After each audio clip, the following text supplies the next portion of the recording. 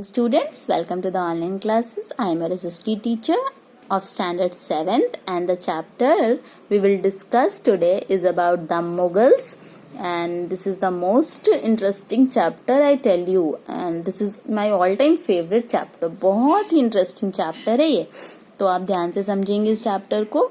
तो हम थोड़ा सा इस चैप्टर को जाने से पहले हम एक दिल्ली सल्तनत से थोड़ा सा लिंक बना ले.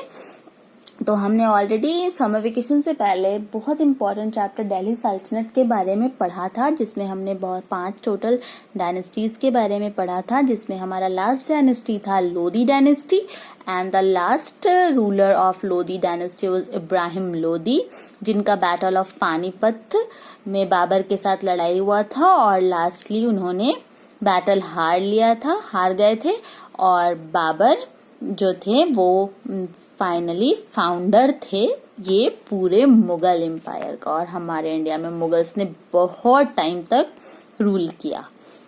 तो let's start the chapter. The imperial power of the Mughal emerged as the most formidable political power in the Indian subcontinent after the end of सल्तनत era. At the peak of their power, they controlled a large part of the subcontinent. Mughal rule in India. Babur ने कितने से कितने time पे rule किया देखेंगे. 1526 to 30, ज्यादा नहीं, 5 साल उन्होंने रूल किया. तो कैसे क्या हुआ वो देखते हैं. Zahiruddin Muhammad Babur was the founder of the Mughal Empire in India. He traced his lineage to Timur on his parental side and the Chinggis Khan on his maternal side. At the young age of 11, he succeeded his father to the throne of Fargana, a small principality of the Traxonia. Now, as the ruler of Fargana, Babur was forced to defend his kingdom against foreign invasion, and he captured Kabul in 1504 CE. Attracted by the tales of India's wealth, he started planning an expedition to India. Babur got this opportunity in 1524 when Daulat Khan Lodi, the powerful Afghan governor of Punjab, asked Babur to help him defeat Ibrahim Lodi, the Sultan of Delhi. Babur readily agreed and defeated Ibrahim Lodi in the first battle of Panipat, fought on 20th April 1526. The victory made Babur this matter of central India and led to the founding of the Mughal Empire in the Indian subcontinent. In order to further consolidate his empire, Babur defeated Rana Sangha, the ruler of Mewar, in the Battle of Khanwa in 1527, which helped him establish his control over northern India. He conquest of the forts of Gwalior, Mewat and Dholpur further strengthened his position.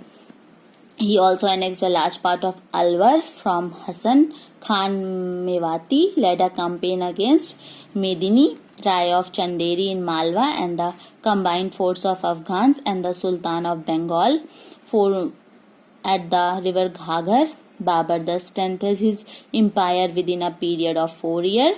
Babur died in 1530. Babur's personality was a great combination of a brilliant military general, an enlightened emperor, a hard taskmaster, and a stern disciplinarian, and a man of letters.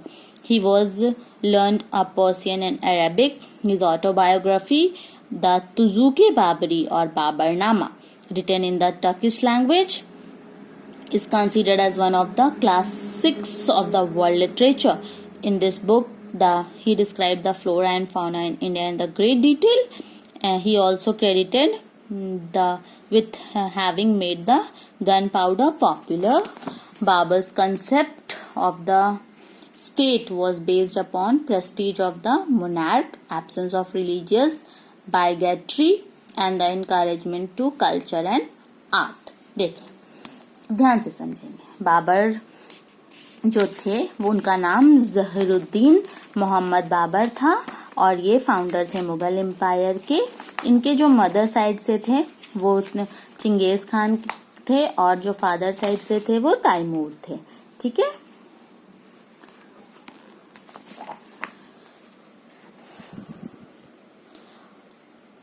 और बाद में फिर बाबर 1526 में battle of Panipat में इब्राहिम लोदी को हरा दिए और इस तरह से वो पूरे सेंट्रल इंडिया के राजा बन गए और मुगल का पूरा दबदबा उस टाइम से शुरू हुआ। फिर बाद में उन्होंने रांगा सांगा को मेवाड़ में डिफीट किया, जो कि बैटल ऑफ खनवा हुआ, और भी बहुत सारे राजपूत रूलर्स को उन्होंने डिफीट करते गए और पूरे एरिया को अपने अंडर में लेते गए। बाबर का जो डेथ हुआ वो 1530 में हो गया।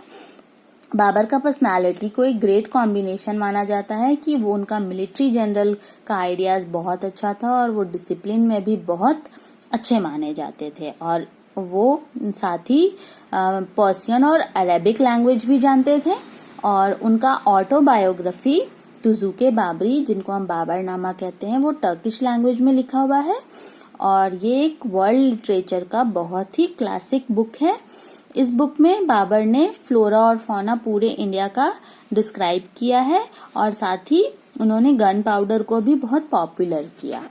और उनका मानना था कि किसी भी स्टेट को का जो प्रेस्टीज होता है वो उसके राजा से होता है, और इस तरह से उस टाइम पे उन्होंने बहुत ज्यादा इनकरेजमेंट किया कल्चर और आर्ट को। बाबर के बाद जो उनके सक्सेसर थे उनका राजगद्दी कौन संभाला? फिर हुमायूं, जो कि उनके बेटे थे। उनका टाइम पीरियड था 1530 से 1540 और फिर इनका 2 बार टाइम पीरियड आया। तो ये 40 और 55 के बीच में इंडिया में कौन रूल किया? तो इसके बीच में जिन्होंने रूल किया था वो था शेरशाह सूरी। तो हम देखेंगे क्या है, तो ये हम नेक्स्ट टॉपिक में देखेंगे कि किस तरह से हुमायूं ने फिर राजगद्दी को संभाला। ठीक है, तब तक यहीं तक देखते हैं। Thank you.